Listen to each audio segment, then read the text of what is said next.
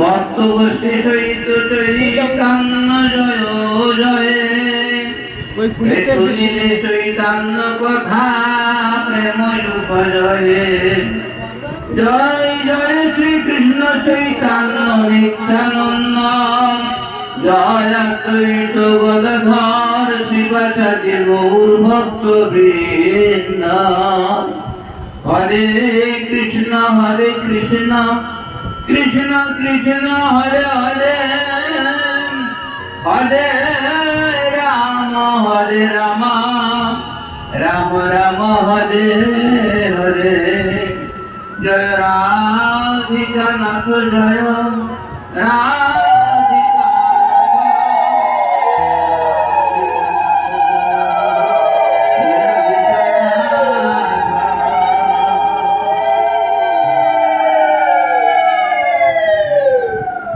ব্রহ্মণাও পরত ভবে কৃষ্ণৈয়ানো বিমাম কথাং অভাবিত যো ভূত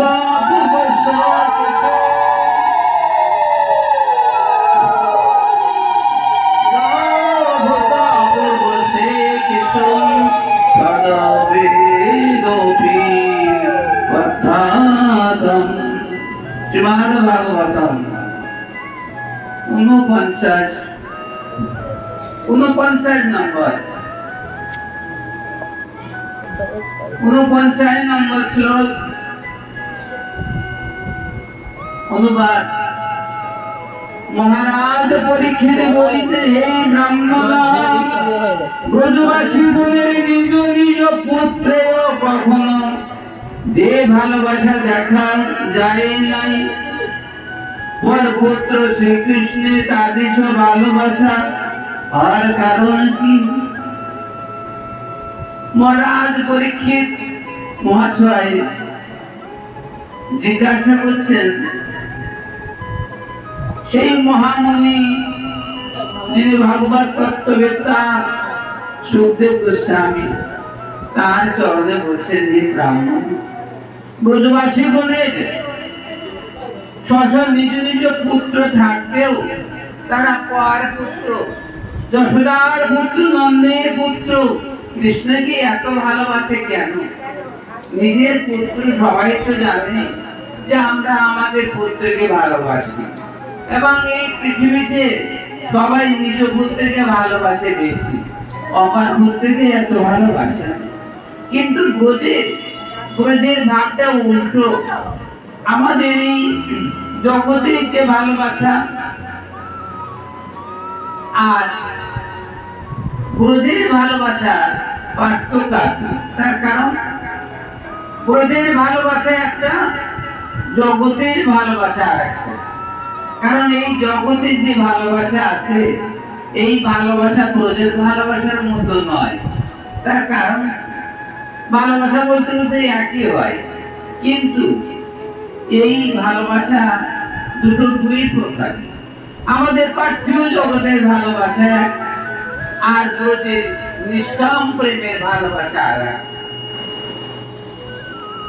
তাহলে আমাদের এই ভূ জগতে আমাদের পার্থিব জগতে যে ভালোবাসা আছে এই ভালোবাসার মধ্যে কামনার গন্ধ আছে, কামনার একটু গন্ধ আছে। এই জগতের যে ভালোবাসা তাতে একটু কামনা বাসনা, কিন্তু ব্রজের ভালোবাসার কোন কামনা স্বার্থ তৃপ্তির কোন ভাব নাই। তাহলে চিন্তা করে দেখেন ভালোবাসায় একই, কিন্তু আমাদের ভালোবাসার একটু কামগন্ধ বা একটু হিংসা, একটু লালসা, একটু চাপ, একটু পাওয়ার ইচ্ছা আছে। আর ব্রজের ভালোবাসার কোন চাপ আর নাই। যেমন আমাদের এই পৃথিবীতে একজন বন্ধু আরেকজন বন্ধুকে ভালোবাসে কেন? কারণ বন্ধুর কাছে কিছু পাওয়া যায় আর অপর বন্ধু তার বন্ধুর কাছে কিছু পায়। এই পৃথিবীতে স্বামী স্ত্রী ভালোবাসা অদ্রুপী, একে অপরের কাছে কিছু নেওয়ার জন্য ভালোবাসা। মাতা পিতা পুত্রকে ভালোবাসে, এই বন্ধুর ভালোবাসা, স্বামী স্ত্রীর ভালোবাসার চেয়ে মাতা পিতার ভালোবাসা আরো নির্যাস। কারণ মাতা পিতার ভালোবাসার মধ্যে কোনো দোষ থাকে না, তবে শাস্ত্রে লিখছে সামান্য একটু স্বার্থ আছে। মাতা পিতার ভালোবাসা যদিও নির্দোষ, নির্দোষ ভালোবাসা, তবু শাস্ত্রে বলছে একটু ভালোবাসায়, মাতা পিতার ভালোবাসায় একটু করে সামান্য স্বার্থ আছে।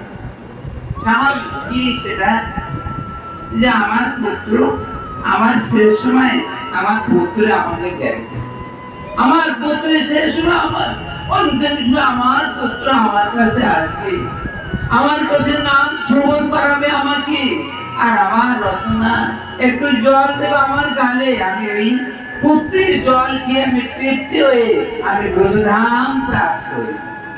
এই প্রত্যেক ভক্তের বাসনা আছে, যারা গিরি ভক্ত তাদের এই বাসনা কিন্তু আছে। এবং মাতা পিতাদের একটু বাসনা আছে যে পুত্রের যেমন ভালোবাসা আছে, মাতা পিতার যেমন ভালোবাসা, তাহলে মাতা পিতার ভালোবাসা পুত্রকে ভালোবাসা কেন? যে আমার পুত্র আমার এই কোন নামক নরক থেকে আমাদের উদ্ধার করতে পারবে। কারণ এই পৃথিবীর একটা নরক আছে, সেই নরকটা কোদ নামক নরক বলে। এই আমাদের মৃত্যুর পরে আমাদের কোদ নামক নরকে আমাদের যেতে হয়, কিন্তু যাদের পুত্র আছে তারা ওই পুত্র যদি থাকে তাহলে পিতার অন্ত্যেষ্টি ক্রিয়া করবে, তাদের কোদ নামক নরকে যেতে হয়। তাহলে এখানে আপনারা বলতে পারেন যে যেসব বাবাজিরা আকুমার ব্রহ্মচারী, যারা বিবাহ করে নাই, যাদের পুত্র উৎপন্ন হয় নাই, তারা কি কোদ নামক নরকে যায়? শাস্ত্রে লেখা আছে নরক বৈষ্ণবের জন্য নয়, কোন বৈষ্ণবের জন্য নরক নয়। নরক কাদের জন্য? যারা বৈষ্ণব নয়, যারা ভগবানের চরণে তুলসী পুষ্প অর্পণ করে না, যারা স্বেচ্ছাচারী নানা যদি সদাপিনে কদর্য ভক্ষণ করে, তার জন্ম তো করতে যায়। যারা ভগবানের চরণে পুষ্পাঞ্জলি, ভগবানের চরণে তুলসী অর্পণ করে না, তারা তো বৈষ্ণব হয় না। সেই সব জনের নরক ভোগ করিতে হয়। এবং পুত্র নরক ওই সব জনের জন্য, বৈষ্ণবের জন্য নয়। বৈষ্ণবদের পুত্র প্রয়োজন নাই, পুত্রের গালে জল দিতে হয় না, কারণ জলের কাজ তিনি নিজে ভজন করিয়াছেন, নিজের ভজন নিজে করিয়াছেন, পুত্রের জলের প্রয়োজন হয় না। কারণ অনেকের পুত্র নাও থাকতে পারে, আপনার ব্রহ্মচারী অত বিবাহ করিয়াছে, পুত্র হয় নাই, কিন্তু ভগবানের ভক্ত। এখানে আমি খুলে বলে যাচ্ছি, ভগবানের ভক্ত কিন্তু পুত্র নাই, পুত্র নরক গাড়ি কেমন উদ্ধার হইবে? ওনার কোন নরকই হয় না। তাহলে পুত্র নরক আর প্রভম নাম নরক, কোন নরক বৈষ্ণবের জন্য নাই। শাস্ত্রে লেখা আছে ভগবান কৃষ্ণের চরণে যারা দুই পত্র তুলসী অর্পণ করিয়াছেন তাদের আর নরকে যেতে হয় না।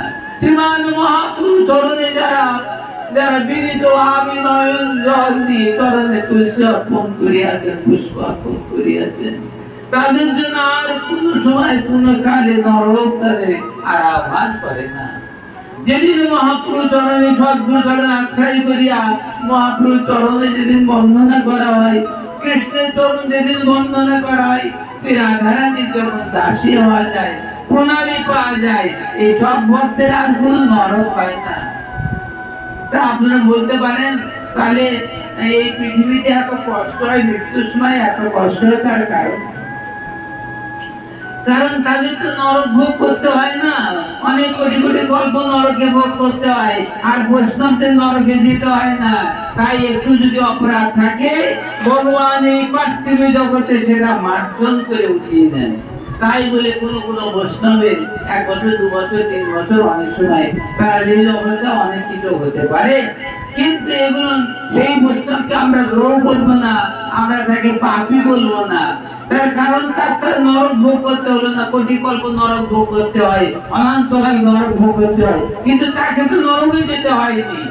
সেই নরকে তো হবে না। তাই ভগবান তাকে এই জগতে যদি ত্রুটি বিচ্যুতি থাকে, তাই এই জগতে ভোগ করিয়ে শুদ্ধাতে শুদ্ধ করিয়া সেই ব্রজধাম প্রাপ্ত হয়ে যায়। তারা আর কখনো আর নামতে হয় না। জয় জয় শ্রী মন্দির।